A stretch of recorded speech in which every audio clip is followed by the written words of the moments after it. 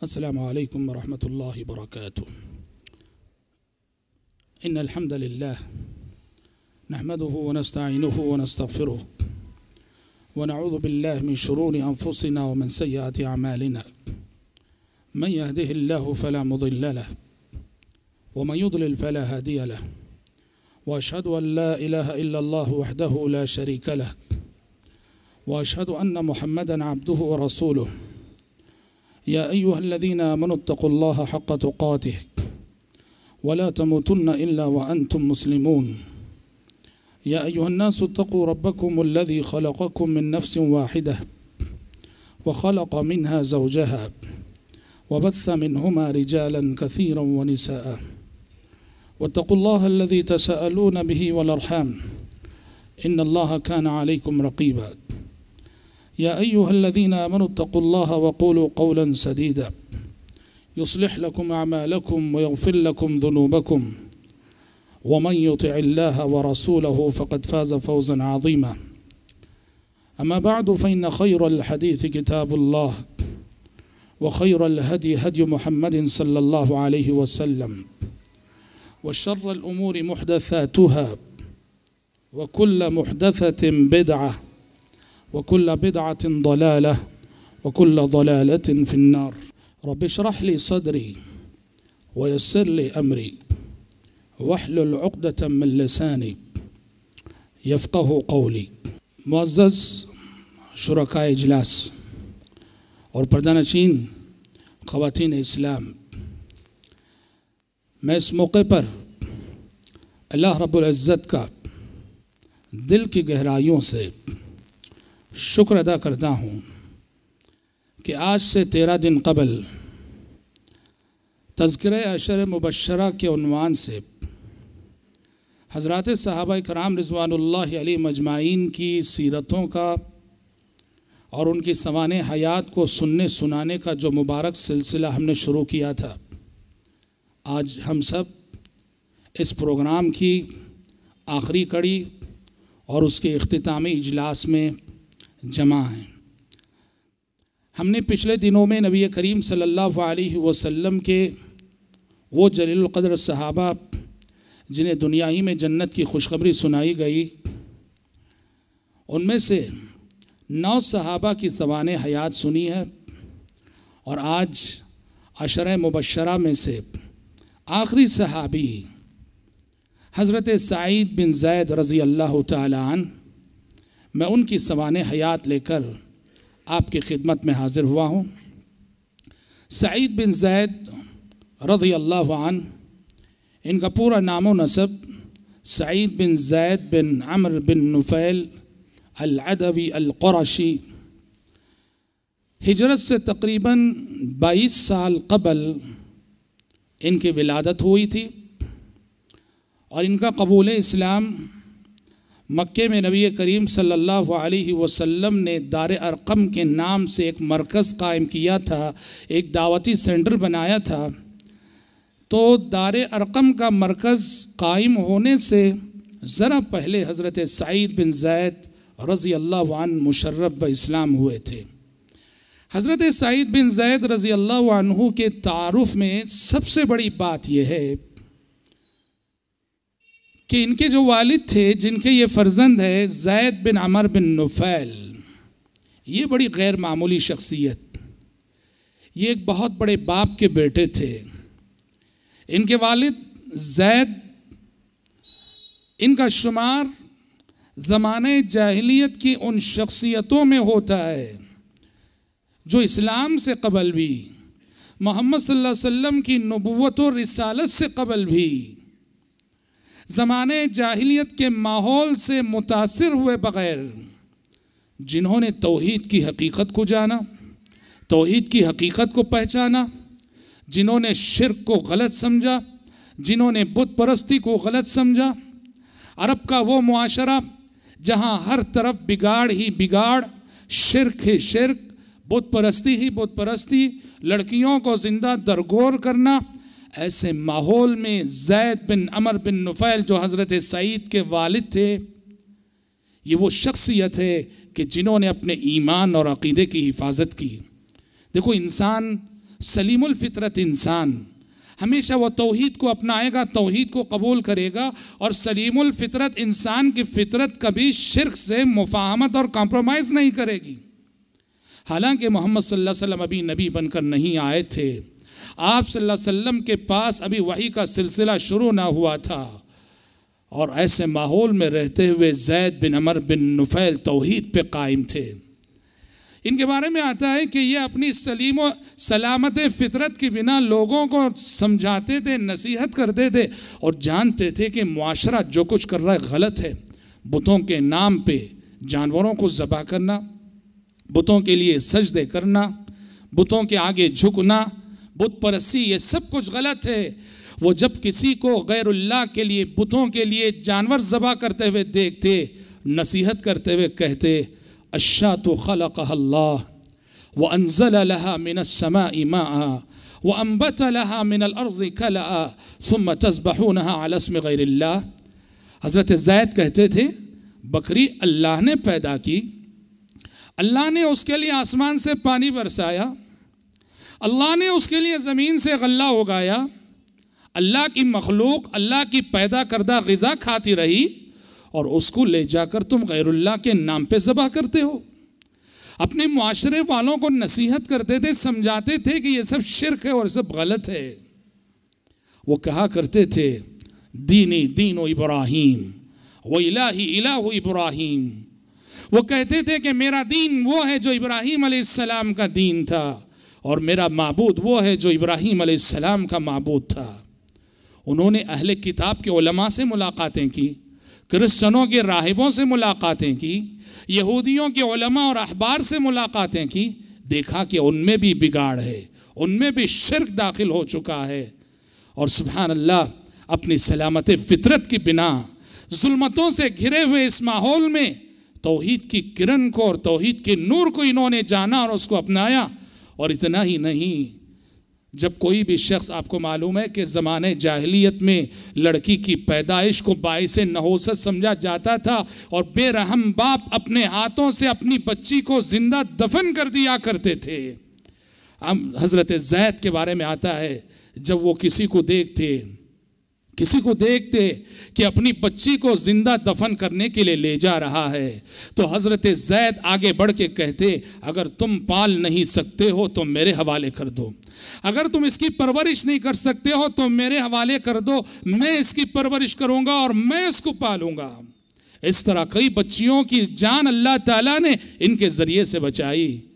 प्यारे नबी सल्लल्लाहु अलैहि वसल्लम ने नबूवत और रिसालत के बाद फरमाया था कि मैंने ज़ैद बिन अमर बिन नुफैल को जन्नत में देखा है।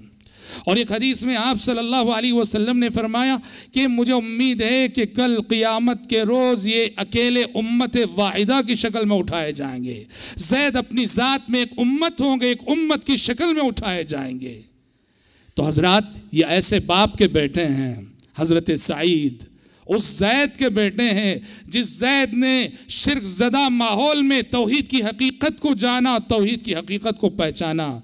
जाहिर बात है कि ऐसे बाप की तरबियत में रहने वाला बेटा और ऐसे बाप की परवरिश में रहने वाला बेटा ये तौहीद की अहमियत को क्यों नहीं जानेगा, क्यों नहीं पहचानेगा। हज़रत सईद बिन ज़ैद रज़ी अल्लाह अन्हु मुशर्रफ इस्लाम हुए। और हज़रत सईद के तारुफ में दूसरी बात यह है कि हज़रत सईद बिन ज़ैद रज़ी अल्लाह अन्हु का शुमार इस हैसियत से भी अहम है उनका ये रिश्ता कि ये हज़रत उमर बिन ख़त्ताब रज़ी अल्लाह अन्हु के सगे बहनवई थे। हज़रत उमर की बहन थी जिनका नाम था फ़ातिमा, फ़ातिमा बिनतुल ख़त्ताब, फ़ातिमा बिनतुल ख़त्ताब के शोहर थे।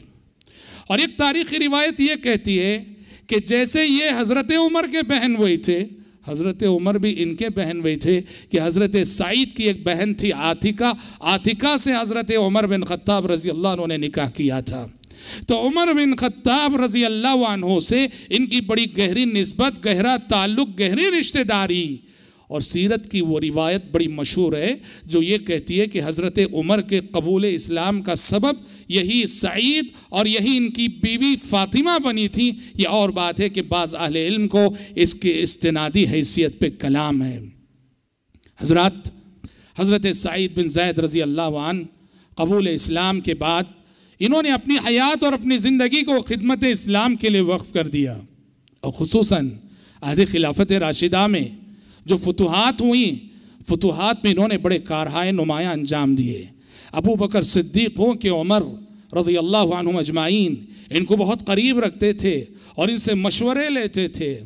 और हज़रत सईद बिन ज़ैद रज़ियल्लाहु अन्हु को जब दिमश्क फ़तह हुआ, दिमश्क फ़तह होने के बाद हज़रत अबू उबैदा बिन जर्राह रज़ियल्लाहु अन्हु जो इस्लामी फ़ौज के सिपह सालार और कमांडर थे, इन्होंने हज़रत सईद बिन ज़ैद को दिमश्क का गवर्नर बना दिया। इतना बड़ा ओहदा अता किया, दिमश्क के गवर्नर बने हज़रत सईद बिन ज़ैद रज़ियल्लाहु अन्हु। लेकिन इनकी तबीयत ऐसी थी, इनका मिजाज ऐसा था, आखिरत तलबी हमेशा इनकी तसव्वुर में और इनकी आंखों के सामने आखिरत होती थी। हज़रत सईद बिन ज़ैद रज़ियल्लाहु अन्हु ने गवर्नरी के इस ओहदे से इस्तीफ़ा दे दिया। हज़रत अबू उबैदा से कहा कि मुझे इसमें दिलचस्पी नहीं है, मैं इस्तीफ़ा दे रहा हूँ। और ये बहुत बड़ी बात है। कुर्सी का नशा दुनिया में सबसे ख़तरनाक नशा है। शराब में भी वो नशा नहीं होता है, शबाब में भी वो नशा नहीं होता है जो नशा के कुर्सी और ओहदे का होता है। और जैसा कि हम अब दुनिया के हालात देखते हैं, सीरिया में आज जो कुछ हो रहा है क्या है, एक शख्स की कुर्सी है, वो एक शख्स है, कौम उसको कुर्सी से हटाना चाहती है और वो कुर्सी को छोड़ना नहीं चाह रहा है। और नतीजे में 4 से 5 लाख इंसानी जानें अब तक ज़ाय हो चुकी हैं। कुर्सी का नशा दुनिया में सबसे खतरनाक नशा है। ऐसे में कुर्बान जाइए, सईद बिन ज़ैद रज़ियल्लाहु अन्हु को दिमश्क का गवर्नर बनाया गया है, इतना बड़ा ओहदा दिया गया है। लेकिन ये आखिरत के लिए जीने वाले बंदे हैं, ये अल्लाह के बंदे हैं। इनकी नज़रों में दुनिया अपने ख़जानों समेत आ जाए, दुनिया की हैसियत मच्छर के पर के बराबर भी इनके सामने नहीं होती है। इन्होंने इस्तीफ़ा दे दिया, कहा कि मुझे इन ओहदों की कोई ज़रूरत नहीं, और दिमश्क की गवर्नरी के ओहदे से इस्तीफ़ा देकर एक आम मुसलमान की तरह से ज़िंदगी गुजारते रहे रज़ी अल्लाह अन्हु अर्ज़ा। जब उमर बिन ख़त्ताब रज़ी अल्लाह तआला अन्हु की शहादत हुई, उमर बिन ख़त्ताब रज़ी अल्लाह अन्हु की शहादत के मौके पर सईद बिन ज़ैद रज़ी अल्लाह अन्हु फूट फूट कर रोए। सईद बिन ज़ैद रज़ी अल्लाह अन्हु फूट फूट कर रोए, इसलिए नहीं कि वो उनके रिश्तेदार थे, बल्कि इसलिए कि वो उमर बिन ख़त्ताब रज़ी अल्लाह अन्हु की शख्सियत के वज़न को समझते थे। इस्लाम की हिफाजत के लिए उमर बिन ख़त्ताब रज़ी अल्लाह अन्हु का वजूद कितनी अहमियत रखता है, और इस्लाम की जो खिदमत उमर बिन ख़त्ताब रज़ी अल्लाह अन्हु के दौर में हुई, उसको मद्देनज़र रखते हुए हज़रत उमर की वफ़ात पर, शहादत पर हज़रत सईद बिन ज़ैद रज़ी अल्लाह अन्हु को बहुत रोना आया, बहुत रोए। और उस दिन उन्होंने फरमाया था कि आज इस्लाम को एक ऐसा नुकसान पहुँचा है, आज उमर की शहादत की शक्ल में इस्लाम को एक ऐसा नुकसान पहुँचा है कि क़ियामत तक इस नुकसान की तलाफ़ी करना और भरपाई करना नामुमकिन है। अल्लाह अकबर। हज़रत उमर की शख्सियत के वज़न को इन्होंने जाना, और उनकी शख्सियत फितनों के आगे किस तरह सद्दे बाप बनी हुई थी, हज़रत सईद ने पहचाना। इसीलिए कहा कि आज इस्लाम को ऐसा नुकसान पहुंचा है कि क़ियामत तक उसकी भरपाई नामुमकिन है। हज़रत अल्लाह वाले थे, बड़े नेक थे, आबिद और जाहिद किस्म के थे, खुद नुमाई और खुद सताई से बहुत दूर थे। और जैसा कि हमने कहा अशर मुबशरा में से हैं, वो सहाबी हैं ये जिन्हें प्यारे नबी ने अपनी ज़बानी लिसाने नबूवत ने जन्नत की बशारत सुनाई है। लेकिन इनका तवाज़ो मुलाहज़ा कीजिए, इनकी इनकिसारी मुलाहज़ा कीजिए रज़ी अल्लाह अन्हु अर्ज़ा, कि एक मरतबे इन्होंने वो हदीस रिवायत की जिस हदीस में प्यारे नबी सल्लल्लाहु अलैहि वसल्लम ने अपने 10 सहाबा को जन्नत की बशारत सुनाई। वो हदीस रिवायत की, अशर मुबशरा की हदीस। जब हदीस रिवायत की, 9 नाम जिक्र कर दिए कि प्यारे नबी ने फरमाया अबू बकर फिल जन्ना व उमर फिल जन्ना व उस्मान फिल जन्ना व अली फिल जन्ना इला आखिरी। 9 नाम जिक्र कर दिए और 10वां नाम जिक्र नहीं किया, रुक गए। 10वां नाम जिक्र ना किया, रुक गए। क्यों? इसलिए कि 10वां नाम खुद इनका अपना था, 10वीं शख्सियत ये खुद थे। बताया नहीं, खामोश रहे कि खुद की तारीफ हो जाएगी। लोगों ने पूछा बताइए कि 10वीं शख्सियत कौन है, कि लोग भी जानते थे। लोगों के पूछने के बाद तअम्मुल करके फरमाया कि 10वीं शख्सियत खुद सईद बिन ज़ैद है। हज़रत ये अखलाक सीखने के हैं सहाबा से। सहाबा की ज़िंदगियाँ और सहाबा की सवाने हयात और उनकी सीरतें जो सुनाई जा रही, बताई जा रही हैं, इसलिए कि सहाबा की ज़िंदगियों से हमें अपना दीन मालूम होता है। मालूम होता है कि मोमिनाना अखलाक कैसे होते हैं, मालूम होता है कि मोमिनाना किरदार कैसा होता है, मालूम होता है कि दुनिया में आला से आला इंसानी कैरेक्टर कैसा होता है। दुनिया में इंसानों के अंदर खुद नुमाई का मिजाज, खुद की तारीफ करना, खुद की बड़ाई बयान करना, मैं वो हूँ, मेरा बाप वो है, मेरा ख़ानदान वो है। सहाबा से अदब सीखो, सहाबा से अखलाक सीखो, सहाबा से तवाज़ो सीखो। अल्लाह अकबर। बताओ इससे बड़ा एजाज़ क्या हो सकता है कि प्यारे नबी की ज़बानी ने जन्नत की बशारत मिले। इससे बड़ा इनाम क्या हो सकता है, इससे बड़ी सआदतमंदी क्या हो सकती है, और इससे बड़ी खुशनसीबी क्या हो सकती है।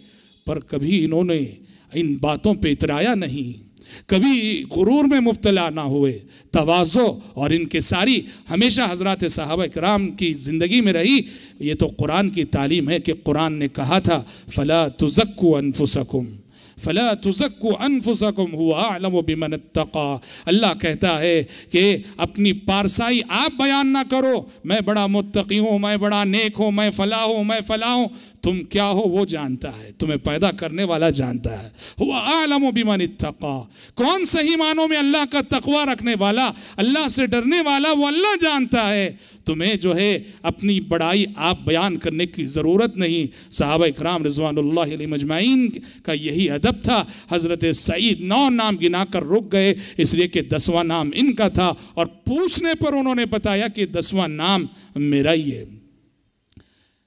हज़रत सईद बिन ज़ैद रज़ी अल्लाह अन्हु, जैसे हमने साद बिन अबी वक्कास रज़ी अल्लाह अन्हु के बारे में बयान किया था, हज़रत सईद बिन ज़ैद की शख्सियत भी मुस्तजाबुद दावात थी। हमने साद बिन अबी वक्कास रज़ी अल्लाह अन्हु की सीरत में जुमा के दिन बताया था कि हज़रत साद बिन अबी वक्कास रज़ी अल्लाह अन्हु वो सहाबी हैं कि जो मुस्तजाबुद दावात थे, कि वो जो भी दुआ करते थे उनकी दुआ अर्श इलाही के दरवाज़ों को खिटखिटाती थी और शरफ़ कबूलियत से नवाजी जाती थी। उनकी हर दुआ कबूल होती थी। हज़रत साद हाथ उठाए अगर दुआ के लिए, लोग डर जाते थे, और जिसने उन्हें सताया है, तकलीफ़ दी, फ़ौरन माफ़ी मांग लेते थे। सईद बिन ज़ैद रज़ी अल्लाह अन्हु का शुमार भी उन्हीं खुश नसीब शख्सियतों में होता है जो इंदल्लाह मुस्तजाबुद दावात थे। उनकी दुआएँ फ़ौरन कबूल होती थीं, उनकी दुआओं का नतीजा फ़ौरन नज़र आता था। मशहूर वाक़या है और बसनद सही साबित है कि मरवान बिन हकम जब मदीने के गवर्नर थे, मरवान के ज़माने की बात है कि मदीने की एक औरत जिसका नाम था अरवा बिनते औस, अरवा बिनते औस ने हज़रत सईद बिन ज़ैद पे ये इल्ज़ाम लगाया, ये बहतान लगाया कि सईद बिन ज़ैद ने नाहक मेरी ज़मीन हड़प कर ली। उसकी ज़मीन के बाजू इनकी ज़मीन थी। कहा कि नाहक मेरी ज़मीन में वो आ गए हैं और मेरी ज़मीन का इतना हिस्सा ये हड़प कर लिए हैं। अल्लाह अल्लाह। हमने कहा दुनिया वालों की ज़बानों से कौन बच सकता है, दुनिया वालों के तानों से कौन बच सकता है, दुनिया वालों के इल्ज़ामात से कौन बच सकता है। पाकबाज मरियम न बच सकी, पाकबाज आयशा न बच सकी, मोहम्मदुर रसूलुल्लाह न बच सके सल्लल्लाहु अलैहि वसल्लम, अल्लाह के नेक बंदे न बच सके। सईद बिन ज़ैद जैसे जलील कदर सहाबी पर जो अशरे मुबशरा में से एक हैं, ये इल्ज़ाम लगाती है दुनिया कि इन्होंने नाहक मेरी ज़मीन हड़प कर ली है। अल्लाह अल्लाह। दिल टूट गया, रंजूर हो गए, और दिल को ऐसा ज़ख्म लगा। मरवान ने बुलाया, इसलिए कि क़ज़िया मरवान के दरबार में गया था, मदीने का गवर्नर था मरवान। मरवान ने बुलाया, मरवान ने बुला के पूछा कि सईद क्या कह रही है ये औरत आपके बारे में। मरवान जानता था कि ये सईद बिन ज़ैद कैसे जलील क़द्र सहाबी हैं, फिर भी ये क़ज़िया पहुंचा है, सुनना ज़रूरी है। हज़रत सईद ने बस एक बात कही मरवान से, कहा कि मरवान आप ही बताइए, मैंने अपने इन कानों से प्यारे नबी को फरमाते हुए सुना है कि जो शख्स इस दुनिया में नाहक एक बालिश ज़मीन किसी की हड़प करे, जो शख्स इस दुनिया में नाहक एक बालिश ज़मीन किसी की हड़प करे, कल क़ियामत के रोज़ उसके गले में 7 ज़मीनों का तौक डाला जाएगा। एक बाली जमीन किसी की हड़प करे 7 जमीनों का तौक उसके गले में डाला जाएगा। कहा कि मरवान बताओ, इस हदीस को सुनने के बाद क्या तुम समझते हो कि मैं ऐसी जुर्रत करूंगा कि ये दूसरे का माल हड़प करने की और औरत की जायदाद पे कब्जा करने की मैं जुर्रत करूंगा? मरवान ने कहा कि सईद, इससे बढ़कर मैं आपसे कुछ नहीं पूछूंगा। आपने ये हदीस सुना दी, मैं इससे बढ़कर आपसे सबूत नहीं मांगूंगा। आपका तकवा, आपकी जिंदगी, आपका किरदार और जो हदीस आपने सुनाई, ये आपकी पाक दामनी का सबसे बड़ा सबूत है। दिल टूट गया था, दिल टूट गया था, आह निकल गई। वही खड़े खड़े हजरत सईद ने कहा, ऐ अल्लाह, अल्लाहुम्मा इन कानत काज़िबतन, अगर यह औरत झूठी है और जानबूझकर झूठ कह रही है, फ़अअमी बसरहा, अल्लाह इस औरत की बीनाई छीन ले, इस औरत की बीनाई छीन ले, वक़्तुलहा फ़ी अर्ज़िहा, और उसे उसकी जमीन में मार दे। रावी हदीस कहते हैं 1 महीना गुजरा सिर्फ कि उस औरत की बीनाई छिन गई। 1 महीना गुजरा सिर्फ उस औरत की बीनाई छिन गई। और हुआ ये कि वो जब नाबीना हो गई तो एक मर्तबे अपनी किसी ज़रूरत के लिए गुजर रही थी, वही ज़मीन जिस ज़मीन के बारे में उसने दावा किया था कि सईद ने नाहक हड़प की है, उस ज़मीन में एक गड्ढा था, उस गड्ढे में गिरी और गिरकर वहीं इंतकाल कर गई। इत्तक़ी दाअवतल मज़लूम फ़इन्नहु लैसा बैनहा व बैनल्लाहि हिजाब। जिंदगी में मजलूम की आहों से बचो, मजलूम की बद्दुआ से बचो। मजलूम की आहों और अल्लाह के दरमियान कोई हिजाब नहीं हुआ करता, कोई रुकावट नहीं हुआ करती। आप मजलूम से ये ना कहो कि वो क्यों बद्दुआ कर रहा है, जालिम से कहो कि वो क्यों जुल्म कर रहा है। बद्दुआ मजलूम का हक है, बद्दुआ मजलूम का हक है। जिस पे जुल्म किया जाता है, जिसको सताया जाता है, जिसकी इज्जत और आबरू पे हमला किया जाता है, जिसका माल नाहक हड़प किया जाता है और जिसकी पर नाहक जानलेवा हमले होते हैं, जिसकी इज्जत और आबरू पे कीचड़ उछाला जाता है, शरीयत उसे हक देती है। वो चाहे तो बद्दुआ कर सकता है, वो अगर अपने हक को इस्तेमाल करता है तो दुनिया को ये पूछने का हक नहीं कि वो क्यों बद्दुआ कर रहा है। दुनिया जालिम से पूछे कि वो क्यों जुल्म कर रहा है। सईद बिन ज़ैद रजी अल्लाह अन्हु की दुआ कबूल हुई और वो औरत नाबीनाई छिन गई और उसी ज़मीन के गड्ढे में गिरकर जो है मर गई।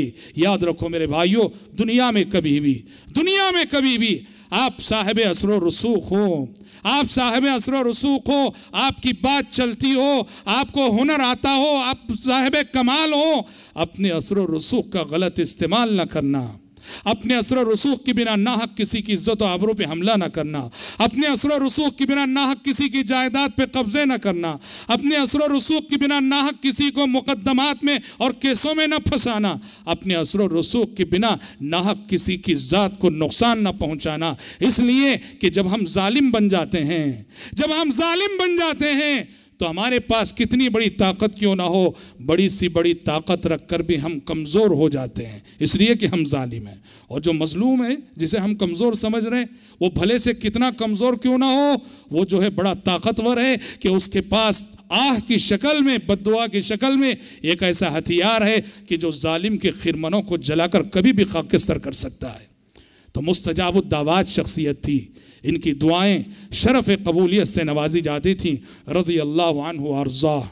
और आखिरी बात जो हज़रत सईद बिन ज़ैद रज़ी अल्लाह अन्हु के ताल्लुक़ से मुझे कहनी है कि एक सवाल पैदा होता है जहन में कि जब उमर बिन ख़त्ताब रज़ी अल्लाह अन्हु शहीद हो रहे थे, छुरा घोंप दिया गया था और हज़रत उमर से कहा गया कि अपने बाद आप किसी को खलीफा बना जाइए। तो हज़रत उमर ने क्या किया, 6 अफराद की कमेटी बनाई। कहा कि मेरे बाद खलीफा इन 6 अफराद में से कोई एक होगा। Talha bin Ubaidullah, Zubair ibn Awwam, Saad bin Abi Waqqas, Abdurrahman ibn Auf, Usman ibn Affan, Ali bin Abi Talib रज़ी अल्लाह अन्हु अजमाइन। कहा कि मेरे बाद खलीफा इन 6 अफराद में से कोई एक होगा। ये 6 अफराद की कमेटी है, ये जो है बैठेंगे और बैठ के मशवरा करेंगे, मशवरा करके अपने में से किसी को खलीफा बना लेंगे। यहाँ एक सवाल पैदा होता है, ये 6 अफराद, इनका इंतखाब और इनका सिलेक्शन किस लिए किया हज़रत उमर ने?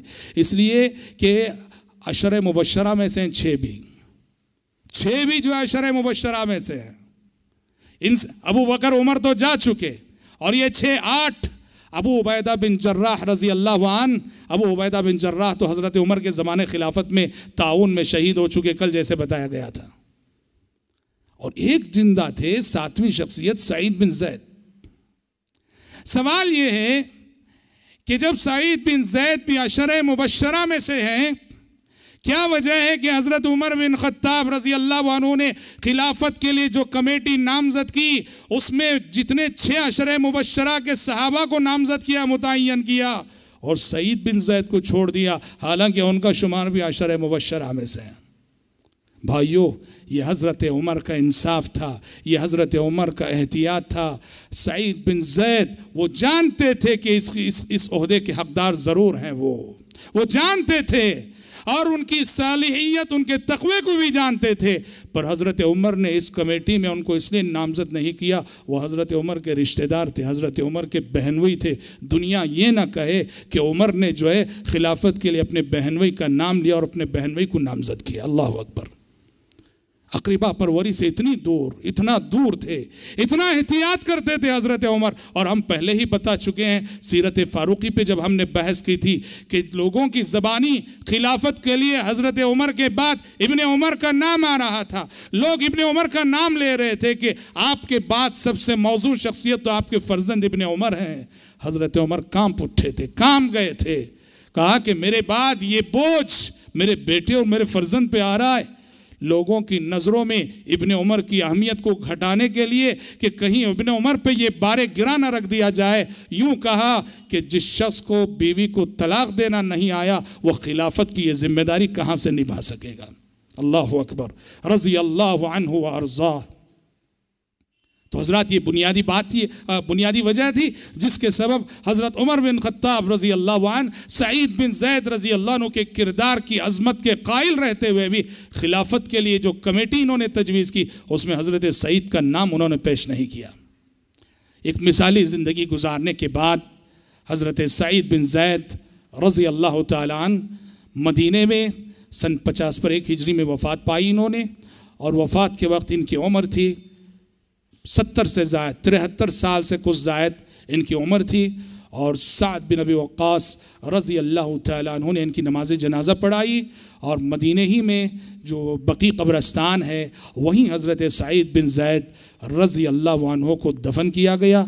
एक मिसाली ज़िंदगी इस तरह जो है हज़रत सईद बिन ज़ैद रज़ी अल्लाह तआला अन्हु की ख़त्म होती है। हज़रात, अल्हम्दुलिल्लाह कि हम हज़रत सईद बिन ज़ैद रज़ी अल्लाह अन्हु की सवाने हयात जब ख़त्म होती है तो हमारा ये प्रोग्राम जो तज़किरे अशरे मुबश्शरा के उन्वान से मुनाक़िद किया गया था, हमारा ये प्रोग्राम भी इख्तिताम को पहुँच रहा है। मैं इस मौके पर सबसे पहले अल्लाह रब्बुल इज़्ज़त का शुक्र अदा करता हूँ कि उसकी तौफ़ीक़, उसकी मदद और उसकी ताईद से ही ये मुमकिन हो सका कि हम अशरे मुबश्शरा के उन्वान से ये प्रोग्राम और इस प्रोग्राम का ये कामयाब सिलसिला मुनाक़िद कर सकें।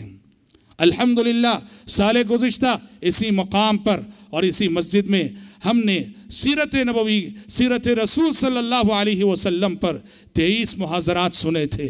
23 मुहाज़रात में सीरत रसूल सल्लल्लाहु अलैहि वसल्लम को मुकम्मल किया था। शुक्र है रब्बुल आलमीन का जिसने सीरत रसूल सल्लल्लाहु अलैहि वसल्लम के बाद नबी करीम सल्लल्लाहु अलैहि वसल्लम के अज़ीम और जलीलुल क़द्र सहाबा में से 10 अज़ीम सहाबा जिन्हें दुनिया में जन्नत की बशारत सुनाई गई थी, उन सहाबा की ज़िंदगियों के हवाले से मुफीद मालूमात हासिल करने की उसने जो है तौफीक बख्शी। जैसा कि हमने कहा, सहाबा की ज़िंदगी को पढ़ना, सहाबा की ज़िंदगी को सुनना और सुनाना, ये हकीकत में दीन सीखने के मुतरादिफ है। हमारा इरादा, हमारी नीयत है इंशाअल्लाह ताला हर साल इस मौके से हमारे प्रोग्राम का ये सिलसिला शख्सियात ही के हवाले से इंशाअल्लाह ताला आगे बढ़ेगा और चलता रहेगा। यकीनन आम मौज़ूआत तो हम सुनते हैं, लेकिन जो शख्सियात जिसे कहते हैं, जो सहाबा हैं, ताबईन हैं, तबे ताबीन हैं, सहाबियात हैं, ताबईयात हैं, दुआत हैं, मुबल्लिगीन हैं, उब्बाद हैं, ज़ुहाद हैं, इनकी ज़िंदगियों में इतना बड़ा पैगाम और इतने अजीम मैसेजेस रहते हैं, अल्लाह अकबर, कि उनकी ज़िंदगियों को पढ़ना जो है हमारी ज़िंदगियों में तब्दीली लाने और इनकलाब लाने के लिए ज़रूरी होता है। शुक्र है रब्बुल आलमीन का जिसने हम सबको और आप सबको ये तौफीक दी कि हम सीरत रसूल सल्लल्लाहु अलैहि वसल्लम के बाद फिर से एक और कामयाब सिलसिला तज़किरे अशर मुबश्शरा के उन्वान से मुनाकिद कर सके। मैं इस मौके पर मस्जिद खलीलुल्लाह आरटी नगर के तमाम ही ज़िम्मेदारान और इस्लामिक इंफॉर्मेशन सेंटर के तमाम ही ज़िम्मेदारान और ज़िली जमीयत अहले हदीस बेंगलुरु के तमाम ही ज़िम्मेदारान का तहे दिल से शुक्र अदा करता हूँ कि उन्होंने इस प्रोग्राम को बेहतर से बेहतर अंदाज में चलाने के लिए जिन जिन इंतज़ामात की ज़रूरत थी बेहतरीन इंतज़ामात इन्होंने फ़राहम किए। वल्लाह मैंने देखा कुछ अफराद जो मस्जिद खलीलुल्लाह के ज़िम्मेदारान में से हैं और ऐसे इस्लामिक इंफॉर्मेशन सेंटर के ज़िम्मेदारान में से हैं, मैंने देखा रोज़ अव्वल से प्रोग्राम जब से शुरू हुआ आज तक मुसलसल पूरी संजीदगी के साथ जुटे रहे और तमाम ही इंतज़ामात जो प्रोग्राम को कामयाबी से हमकिनार करने के लिए जिन इंतज़ामात की ज़रूरत होती है उन्होंने अपना वक्त लगाया, मेहनत लगाई, अपना पैसा लगाया। रब्बुल आलमीन सबको जो है जज़ाए खैर अता फरमाए। अल्हम्दुलिल्लाह ये मस्जिद खलीलुल्लाह सच कहें तो शहर बेंगलुरु की एक मिसाली मस्जिद बन चुकी है। शहर बेंगलुरु की एक मिसाली मस्जिद बन चुकी है। आप सब वाकिफ़ हैं कि यानी साल भर यहाँ कितने प्रोग्राम चलते हैं, कितने कामयाब दुरूस चलते हैं। मैं दुआ करता हूँ ये शुरू से जिन जिन लोगों ने इस मस्जिद को बनाने में, इस मस्जिद को कायम करने में और आज तक इस मस्जिद का इंतज़ाम और इंसराम चलाने में जिन जिन लोगों ने अपना वक्त, अपनी मेहनत, अपनी ज़िंदगी, अपना पैसा लगाया है, रब्बुल आलमीन सबको जो है सबके अमाल को शरफ़ कबूलियत से नवाजे और अल्लाह तबारक व तआला नज़र बस से बचाए और रब्बुल आलमीन इन्हें मज़ीद हौसला दे और मज़ीद रब्बुल आलमीन इन सबको जो है तौफ़ीक़ देवे। और साथ ही साथ मैं आप तमाम शुरका का भी तहे दिल से शुक्र अदा करता हूँ। सीरत के प्रोग्राम में भी हमने देखा था और इस प्रोग्राम में भी हमने देखा, सुभान अल्लाह, रोज़ अव्वल से आखिर तक उसी जोश के साथ आप सब आते रहे। हमारी माएँ बहनें भी इतनी तादाद में आती रहीं कि बैठने के लिए उनके लिए जगह तंग पड़ रही थी। शुरू से आखिर तक बड़े शौक़ और बड़े जज्बे से आप सब आते रहे और मैं जानता हूं कि आने वालों में से नज़दीक से जहां बहुत सारे लोग आए, दूर दराज मकामात से आए और उनके शौक़ और उनके जज्बे की दाद देनी पड़ेगी कि एक दिन जबकि बारिश का दिन था, हम समझ रहे थे कि मस्जिद खाली रहेगी, बारिश के दिन भी सुभान अल्लाह इसी तरह से लोगों की हाज़िरी रही।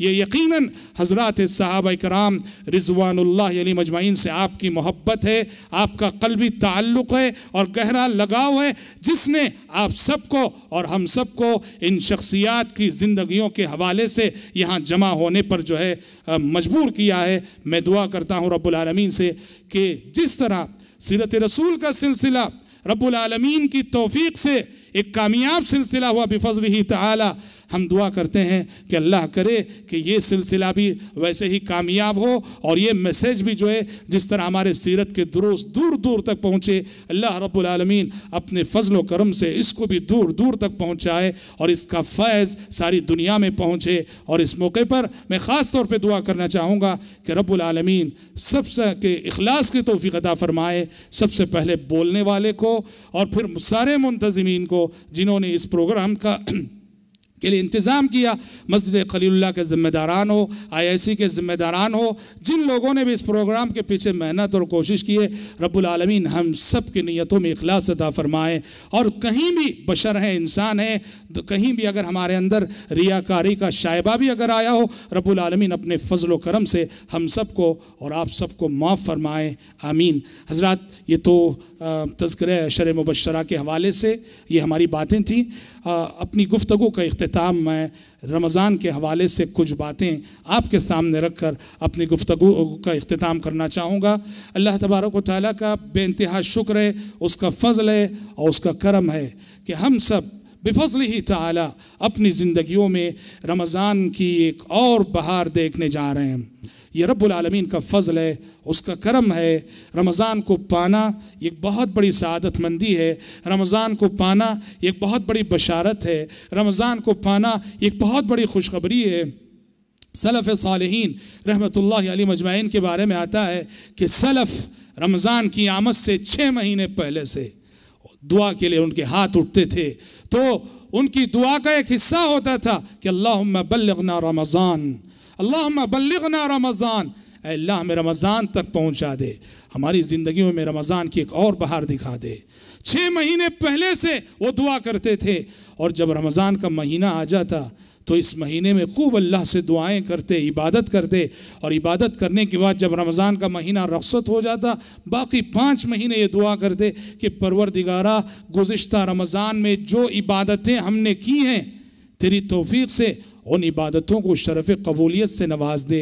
गोया सलफ़ की ज़िंदगी ये बताती है, सलफ़ का नमूना ये बताता है, उनका पूरा साल रमज़ान की जुस्तजू में गुज़रता था, रमज़ान के शौक़ में गुज़रता था, रमज़ान के ज़ौक़ में गुज़रता था, रमज़ान की तड़प में गुज़रता था, और रमज़ान की लगन में गुज़रता था। और मेरे भाइयों, वही रमज़ान बिहम्दिल्लाह और सुम्मा बिफ़ज़लिल्लाह हमारे सामने बिल्कुल हम पर साया फ़िगन बहुत जल्द होने वाला है। पता नहीं सऊदी अरब में आज अब तक अगर 29 तारीख थी, शायद सऊदी अरब में चांद नज़र आ चुका हो, तो आज वहाँ पहली तरावी होगी और कल वहाँ पहला रोज़ा होगा, और कल हमारे पास 29 शाबान है, कल चांद देखा जाएगा, और चांद देखकर इंशाअल्लाह ताला तरावी का आगाज़ होगा।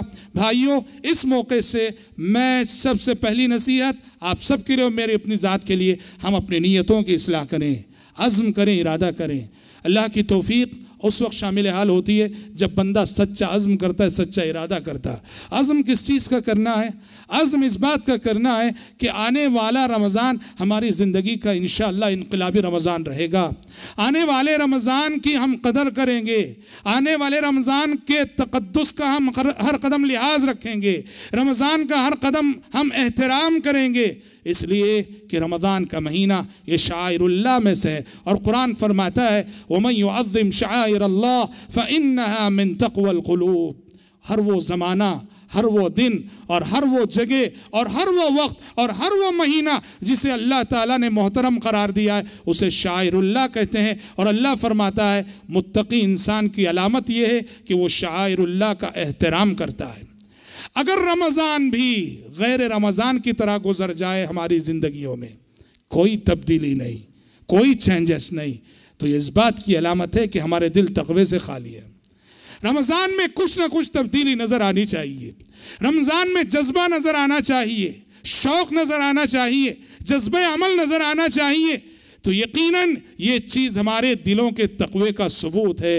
तो इसलिए सबसे पहले अज़्म करें, इरादा करें कि इंशाअल्लाह आने वाले रमज़ान में शरीयत ने जिन जिन इबादतों का हुक्म दिया है हम उन इबादत का लिहाज, उन इबादत की ज़रूर पाबंदी करेंगे। हम इंशाअल्लाह ताला इस महीने के रोज़े रखेंगे, हम इंशाअल्लाह ताला पूरे महीने की तरावी का एहतमाम करेंगे, हम इंशाअल्लाह ताला इस महीने में कुरान मजीद से ख़ास ताल्लुक़ रखेंगे, हम इंशाअल्लाह ताला इस महीने में ज़्यादा से ज़्यादा सदक़ा व खैरात करेंगे, हम इंशाअल्लाह ताला इस महीने में गरीबों, मिस्कीनों और दूसरे मोहताजों का ख्याल रखेंगे, और हम इंशाअल्लाह ताला इस महीने में रब से मुनाजात करेंगे, दुआएं करेंगे, रब्बुल आलमीन के आगे अपने गुनाहों को याद करके आंसू बहाएंगे। इस अज़्म के साथ और इस इरादे के साथ रमज़ान के इस मुबारक महीने का इस्तक़बाल करना चाहिए। और गुनाहों का वो सिलसिला जो हमारी ज़िंदगियों में है, हम जानते हैं कि हमसे क्या गुनाह हो रहे हैं, सबसे बेहतर मेरे अंदर क्या कमज़ोरी है मैं जानता हूँ, आपके अंदर क्या कमज़ोरी आप जानते हैं। हमें चाहिए कि हम सच्चे दिल से, सिद्क़ दिल से अपनी कमज़ोरियों का एहसास करके, एतराफ़ करके रमज़ान के इस मुबारक महीने में अपने अंदर तब्दीली लाने की कोशिश करें। गुनाह जो हमारी ज़िंदगी का मामूल बन चुके हैं, गुनाहों को छोड़ने का अज़्म करें।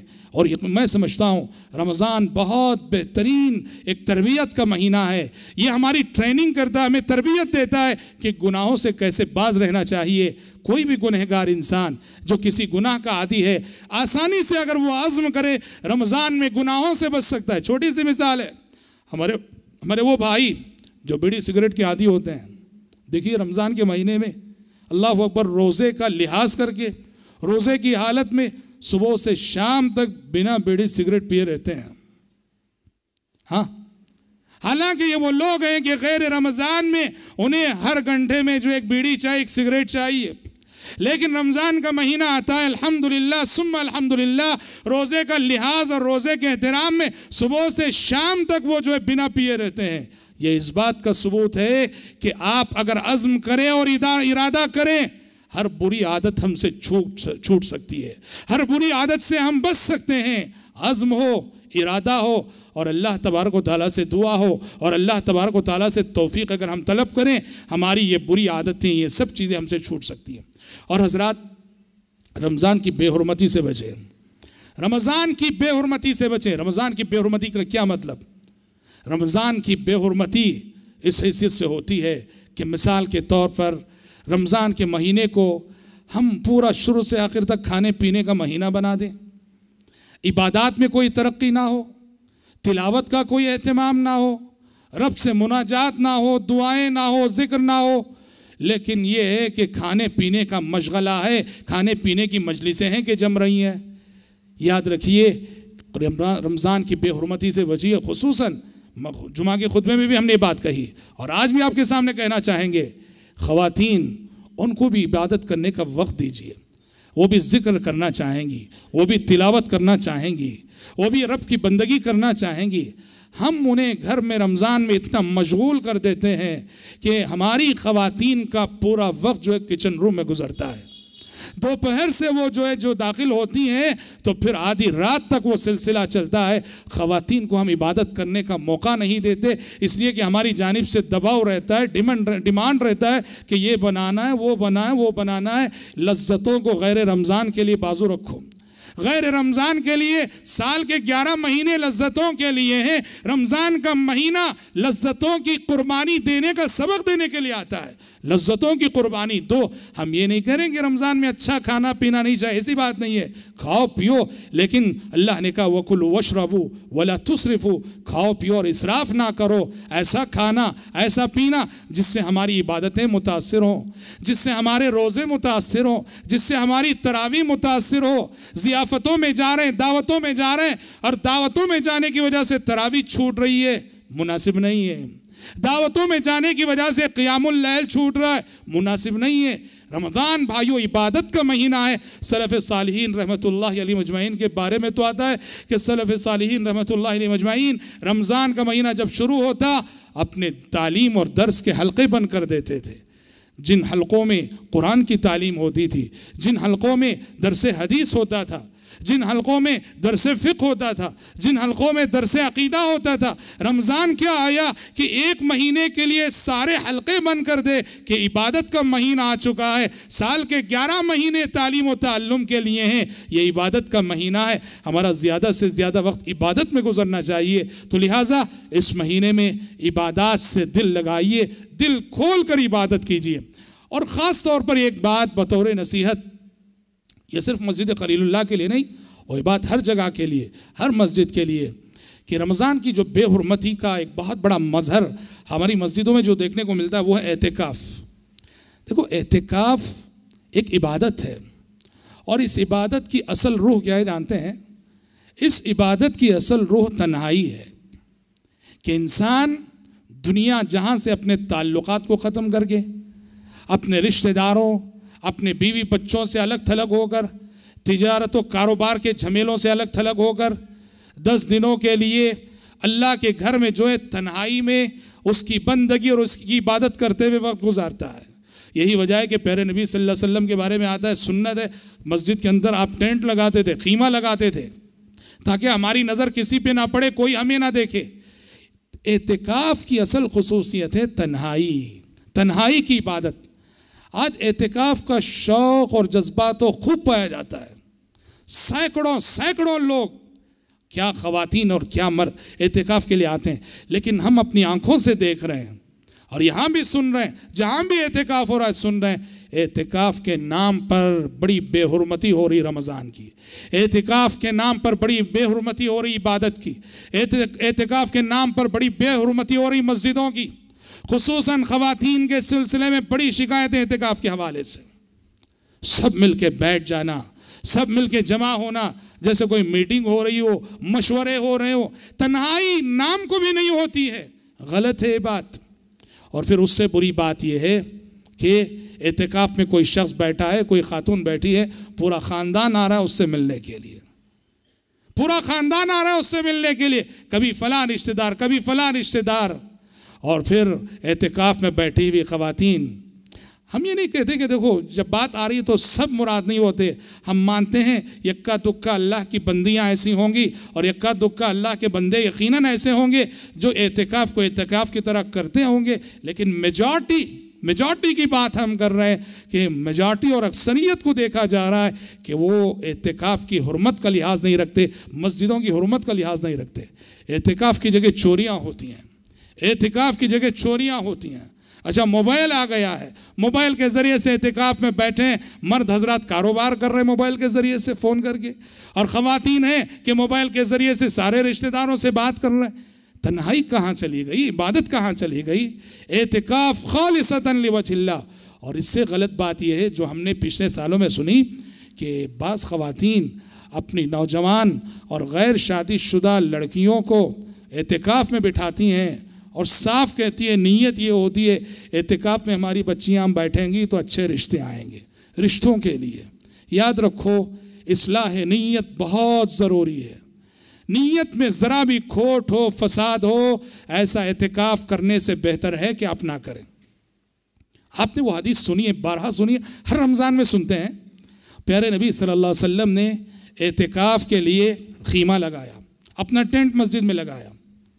एक उम्मुल मोमिनीन ने देखा कि आप सल्लल्लाहु अलैहि वसल्लम ने अपना टेंट लगाया है, वो उम्मुल मोमिनीन आई, उन्होंने अपना टेंट लगाया। उन्हें देखकर दूसरी उम्मुल मोमिनीन आई, उन्होंने अपना टेंट लगाया। उन्हें देखकर तीसरी उम्मुल मोमिनीन आई, उन्होंने अपना टेंट लगाया। प्यारे नबी आए, देखा मुसलसल कई खीमे लगे आपके खीमे के बाजू। पूछा ये सब टेंट किसने लगाए? पता चला कि ये सारी टेंट उम्महातुल मोमिनीन के हैं, ये सारे खीमे उम्महातुल मोमिनीन ने लगाए हैं। आप सल्लल्लाहु अलैहि वसल्लम को अंदेशा हुआ, ये जो सौकनों में जो जज्बा होता है ना, कि कहीं ना कहीं वो जज्बा यहाँ कार फरमा है। हर सौकन चाहती है कि शोहर से ज़्यादा करीब मैं हूँ, ये दिखाना चाहती है कि तुझसे ज़्यादा मैं प्यारी हूँ, शोहर के नज़दीक मैं महबूब हूँ। प्यारे नबी को अंदेशा हुआ कि कहीं ऐसा तो नहीं कि ये जज्बा यहाँ कार फरमाओ। आपने फरमाया आल बिर्रा युरिदना, आल बिर्रा युरिदना, क्या वाक़ियतन नेकी की नीयत है इन सब की? आप सल्लल्लाहु अलैहि वसल्लम को जब ये अंदेशा लाई, आपने हुक्म दिया सारे टेंट निकालो, सारे खीमे निकाल दिए गए, खुद आप सल्लल्लाहु अलैहि वसल्लम का खीमा भी निकाल दिया गया। और उस रमज़ान में आपने एतिकाफ़ी छोड़ दिया, एतिकाफ़ी तर्क कर दिया, न खुद किए और न उम्महातुल मोमिनीन को करने दिया। क्यों? इसलिए कि फसादे नीयत का शाइबा था सिर्फ। हालांकि उम्महातुल मोमिनीन से वो बात तसव्वुर नहीं की जा सकती, लेकिन आप सल्लल्लाहु अलैहि वसल्लम ने उम्मत को दर्स देना चाहा, जहाँ फसादे नीयत का ज़रा भी शाइबा है वहाँ जो है ऐसे एतिकाफ़ से बचो। अल्लाह के लिए बंदे इबादत करना हो, एतिकाफ़ की इबादत हो या कोई भी इबादत हो, खालिसतन लिवजहिल्लाह, अल्लाह की खुशनुदी और अल्लाह की रज़ा के लिए करना चाहिए, कोई और मकसद नहीं होना चाहिए। तो लिहाजा मैं दरख्वास्त करना चाहूँगा आप सबसे, हमारी माओ बहनों से, कि अगर आप एतिकाफ़ करती हैं खालिसतन लिवजहिल्लाह करें और सारे इरादे और सारे मकासद जो हमारी नीयतों में खोट पैदा करते हैं उससे बचें और अल्लाह तबारक व तआला से इखलास की तौफीक मांगें। मैं दुआ करता हूँ कि अल्लाह तबारक व तआला हम सबको, आप सबको आने वाले इस रमज़ान में ज़्यादा से ज़्यादा रब की बंदगी करने की तौफ़ीक़ अता फ़रमाए, ज़्यादा से ज़्यादा अल्लाह की इबादत करने की तौफ़ीक़ अता फ़रमाए। रब्बुल आलमीन हम सबको हर कदम रमज़ान के तक़द्दुस और रमज़ान के एहतराम का लिहाज रखने की तौफ़ीक़ अता फ़रमाए। अल्लाह रब्बुल आलमीन हमारे अंदर जो कमज़ोरी और जो गुनाह हैं जिनके हम आदी हो चुके हैं, रब्बुल आलमीन अपने फ़ज़ल व करम से वो तौफ़ीक़ और वह हौसला दे कि हम खुद की इस्लाह कर सकें। अल्लाह करे कि आने वाला ये रमज़ान हमारी और आपकी ज़िंदगियों का एक इनकलाबी रमज़ान साबित हो जाए।